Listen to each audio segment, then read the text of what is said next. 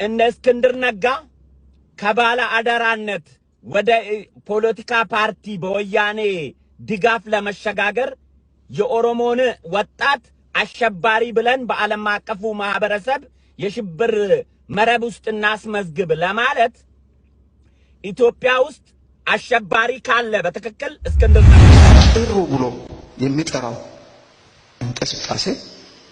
እንቅስቃሴን በሚመለከት የሚወጣ የአቋም መግለጫ ይኖረናል። ይሄ ራሱ ቄሮ ብሎ የሚጠራውን እንቅስቃሴ በሽብርተኝነት መፈረጃ ያስፈልገበት ምክንያት ምንድነው ብለን ስንጠይቅ በሽብርተኝነት እንዲፈረጅ ያስፈልገበት ምክንያት ለፖለቲካ ትርፍ አይደለም።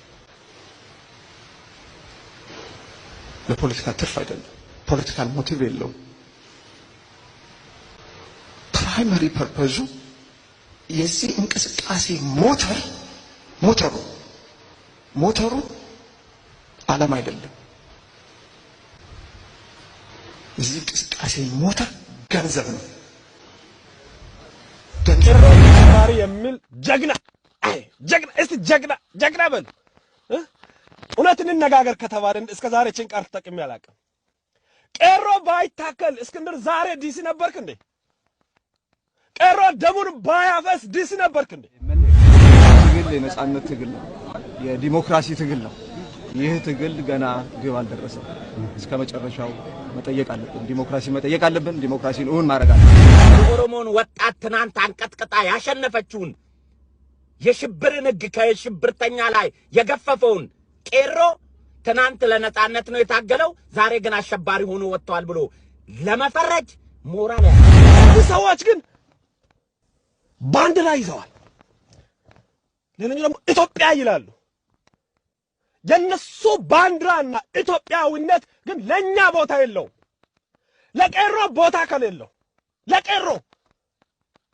ከሌለው ያ ፓርቲ ሆኖም አይወጣም። ያ አንዳንድ ጊዜ ኢትዮጵያዊ ነን ብለን ከናንተ ገን ቆመን ስንጨው የናንተ መንፈስ ተሸካሚዎች የምንመስላችሁ ሰዎች አለን። አንተ ካጂ ኦነግ ሆነሃል። ኧረ ጀዋርን ስቃወም ኢትዮጵያዊ፣ እስክንድርን ስንቃወም ኦነጋዊ። እንገራችሁ የእስክንድር የፖለቲካ ህይወቱ ባላደራ ብሎ ሲጀምር የተመሰረተው በኦሮሞ ጥላቻ በዘር ከሆነ ኢትዮጵያዊነት ዋጋ ከተከፈለበት ሂሳብ እናወራርድና ኢትዮጵያ ባንዲራ ለማን ትገባለች ብለን እንከፋፈል። እኔ ትናንትና የኢትዮጵያን ባንዲራ ለብሼ የኦሮሞ ወጣቶችን ስታገል እኛንን ደም የከፈልንበት ብዬ ነው። እስክንድር ነጋና ኤርሚያስ ለገሰና ሪዮት ቴዲ ሪዮት የኢትዮጵያን ባንዲራ የመያዝ የሞራል ልዕልና ያስፈልጋል። ኢትዮጵያዊ መሆን ኦሮሚያ ክልል ብቻ ባይቀበል ነገርየው ሞቷል። ያንተም አዲስ አበባ ሞቷል። ያንተም ኢትዮጵያ ሞቷል። እስከ ዛሬ ኢትዮጵያ ያለችው አንዱም የኦሮሞ ህዝብ ኢትዮጵያዊ ስለሆነ ብቻ ነው። ይሄንን ያለ ምንም ጥርጥር ነው ማለት ነው። ኤሊትን እያልኩ አይደለም። የኦሮሞ ህዝብ ኢትዮጵያዊነትን እምቢ ብል ማለት ነው ማንም የምድር ኃይል አይደለም አሸባሪ ብለህ ብትመጣ ማንም አያስቆምም። ደግሞ ማለት ነው ለቆልም አሁን ተስፋ ይቆርጥ ለቆልም ይሄዳል ብለህ ነበር ድሮ የምታስወራው። ሊገነጠል አገር ሊገነጠል አይገነጠልም፣ ትገነጠላለህ እንጂ። የኦሮሞ ወጣትን ወንጀለኛ ብሎ የመናገር የሞራል ልዕልና የላቸውም። ሽልማት ብቻ ነው የሚያስፈልገው ለኦሮሞ ወጣት። ፋኖሳ የትግራይ መንግስት ዘጋ ያሰፋል። የኦሮሞን ወጣት ብቻ ለይቶ አሸባሪ የሚል ዘረኛ እንላቸው። የሞቀ ውሃ ስደፋ ሰፋን ነው። የአማራ ወጣት ሰው አልገደለም እንዴ? አልጨፈጨፈም እንዴ? ባላው እያለ ጥይት እየተኮሰ ከዛ በላ አሽብር ነበር እንዴ? የኦሮሞ ወጣት የቱ ነው መሳሪያ እየተኮሰ ያቅራራው? መሃል ከተማ ውስጥ ጥይት እያቀባበለ ባላው እያለ የተኮሰው ከዛ በላ አሸባሪነት እውነት ለህሌና ከሆነ የአሸባሪነት ምልክት ከታየ ከዛ በላ አሸባሪ ነው። የጉሙዝ ወጣቶች ሲያልቁሳ ሽብር የለም ያነ በአደባባይ መሳሪያ ሲይዙ ሽብር የለም ያለ ቤኒሻንጉል ግምዝ ላይ ያንን ሁሉ ሰው የተጨፈጨፈው በአንድ ቀን ሌሊት ከዛ በላይ አሸባሪ አለ እንዴ? እውነት የአሸባሪነት ኢትዮጵያ ውስጥ አለ ከተባለ ኦሮሞ ብቻ ነው እንደ አሸባሪ መሆን የሚችለው? ወልዳ ላይ የሞቱሳ ሽብር አይወጣም። የማን ነፍስ ነው ጥሩ ነፍስ? የማን ወንጀል ነው ከባድ ወንጀል? ወንጀል በማን ሲሰራ በየት ክልል ሲሰራ ነው ለሽብር የሚያነሳሳው? 86 ወጣት አስጨፈጨፈ። አማራ ክልል 200 ጉምዞችን የገደለ አሸባሪ ያላለ ለነጻነቱ ሰው ሲታገል አታግለህ ሐሳቡን ማሸነፍ ሲያቅት ስም ማጥፋት ላይ ትገባለህ። የኦሮሞ ወጣት ከአማራ ወጣት ከሲዳማና ከሶማሌ ወጣት የተለየ ወንጀል አልሰራም። ኢትዮጵያ ውስጥ የተለየ ትግል ግን ሰርቷል። ቄሮ ካልፈቀደ አዲስ አበባ ውስጥ ጠቅላይ ሚኒስትር መኖር አትችልም። ከንቲባ እንኳን መሆን አትችልም። ትረስት ሚ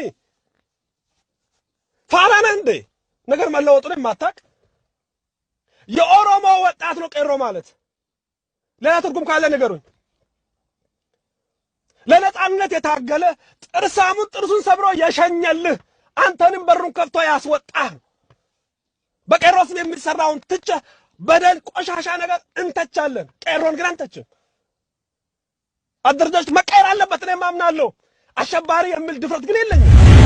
እናንተ የፖለቲካ ድላችሁን ለማሳካት የኦሮሞ ወጣትን መጀመሪያ አሸባሪ ብለን እናሸማቅቅ።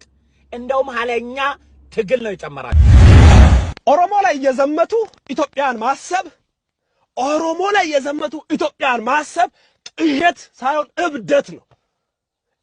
ምን አይነት ኢትዮጵያ እንደሆነች እኔ ያችን ኢትዮጵያ መሳል ቢፈልግ እንኳን ተቦጫጭቃ አትሳልልኝም። እውነቴን ነው የምላት።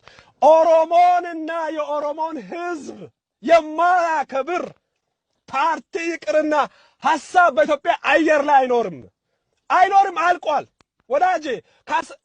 ይሄኛው ዘመን የኦሮሞ ፖለቲካና የኦሮሞ ፖለቲከኛ መሃል ላይ መጡበት ነው። ይሄን ዚዮን ገፍታችለው ቁጭ ብለህ ተደራድረህ ነው የምትችለው።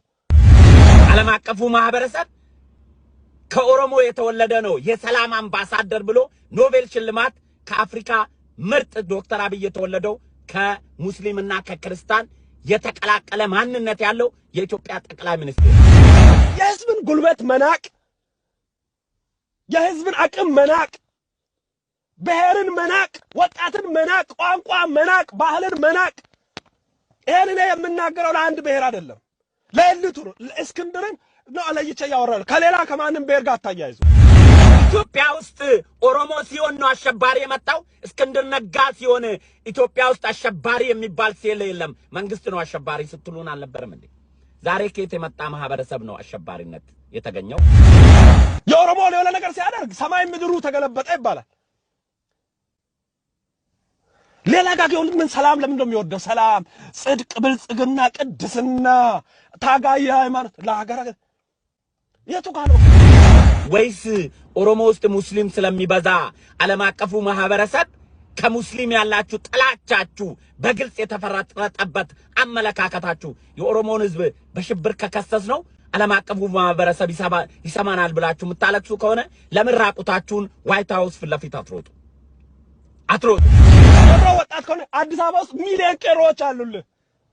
እስር ቤት ሆነ ገብተህ ረስተህ ከሆነ አላቅም፣ ጠፍቶብህ ከሆነ አላቅም።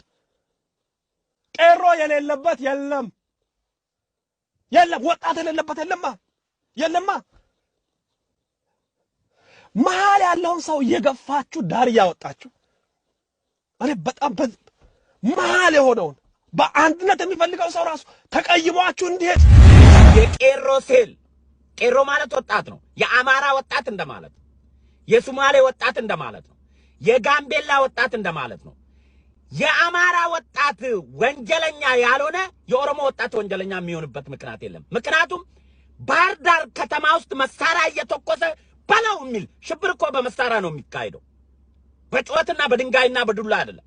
የሽብር አጥፊነት መሳሪያ ነው። መሳሪያ እየያዙ ባህር ዳር ላይ ብርሃኑ ነጋ በለው እያሉ ሲተኩሱ የነበሩ በየሰርግ ላይ ጥይት ሲያንጣጡ የነበሩ እነሱ የአሸባሪነት ሰንሰለታችሁ ውስጥ የማይመዘገቡበት ምክንያት ምንድነው? እውነት አሸባሪ ኢትዮጵያ ውስጥ ካለ እንዴት ሰው አሸባሪ ብለህ ሰላም ትጠብቃለህ? እንዴት ድፍረት መጣ? ለምንድን ነው መዋርት የሚመጣው? እንዴትስ አድርገን እንነጋገራለን? ከዛ በኋላ እንዴት አድርገህ ከወጣት ጋር ትነጋገራለህ? እንዴት ትግባባለህ? እስክንድር ነጋ ስንቴ ነው ሰልፍ ውጡና ድንጋይ ወርውሩ ያለው? ድንጋይ የሚወረውር ሰው ነው ያጣው እንጂ የምኒልክ ሐውልት ሊፈርስ ነው፣ ኑ እዚህ አዲስ አበባ ቦታ መሬት ሊቀማ ነው፣ ሰልፍ ውጡ ብሎ ስንቴ ነው ሰልፍ የጠራው? ሰልፍ የሚወጣለት ሰው አጥቶ ነው እንጂ ሰልፍ የጠራው በሙሉ አሸባሪ ከሆነ ሰልፍ የጠራው ሁሉ ወንጀለኛ ከሆነ መግለጫ በመስጠትና ሰልፍ በመጥራት ቁጥር አንድ ወያኔ ከወደቀችና ከወጣ በኋላ እስክንድር ነጋን የሚያክል አለ እንዴ? ሰልፍ በመጥራትና መግለጫ በመስጠት ከኢትዮጵያዊ ኦሮሞ ወጣት ይልቅ አዲስ አበባ ላይ ደምቆ ገኖ አሸብርቆ እንድኖር የምታገለው ለአፄ ምኒልክ ሐውልት ነው። ሰው ከሰው ይልቅ ለሐውልት ትኩረት የሰጠ ቀን ያ ሰው አይደለም ለኔ። ተላሌ ሽመል አበባ ቢታ ሚርጋሎሉ ሻይም ባየቱን ቶሉ የማሳደድ ተመልሶ አይደገምም። የመገዳደል ተመልሶ አይደገምም። ያን ደግሞ የሚከለክለው ማመሰለ አንተ አሸባሪ ብለህ ልትን የምትለው ቄሮ አለበት። አመሰግናለሁ።